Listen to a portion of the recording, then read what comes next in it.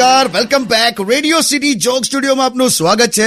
કિશોર કાકા આપણી સાથે જ બેઠા છે. કાકા, તમારા માટે એક સ્પેશિયલ સવાલ છે. નિલય પંચાલે તમને પૂછ્યું છે કે કાકા, તમને લાઈફમાં ક્યારે કોઈ વાતની નવાઈ લાગી છે? એમ જબરજસ્ત લાગી છે. હા, તો જઈ આવો. નવાઈ લાગી છે એમ. મેં છે ને એક ભાઈના ઉઠામણામાં ગયો હતો, તો જે પણ સગાવાલા આવે ને એ છોકરાને પૂછે એમ કે બાપા કઈ રીતે ગયા.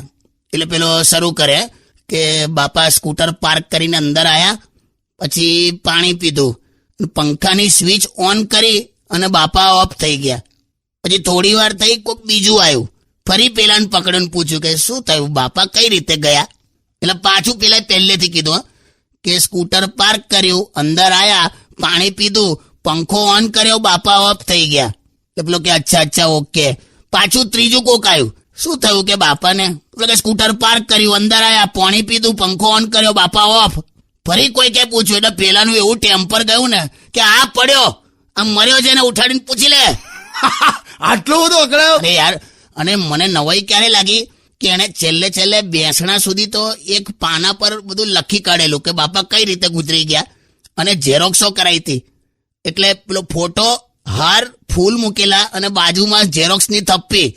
તે જે આવે ફૂલ ચડાવે, ઝેરોક્સની એક પાનું લઈને બેસી જાય. એટલે વાંચી લેવાનું શું થયું તું એમ. હા, તો જબર. સ્ટે ટ્યુન વિથ કિશોર કાકા only on radio city 91.1. Only on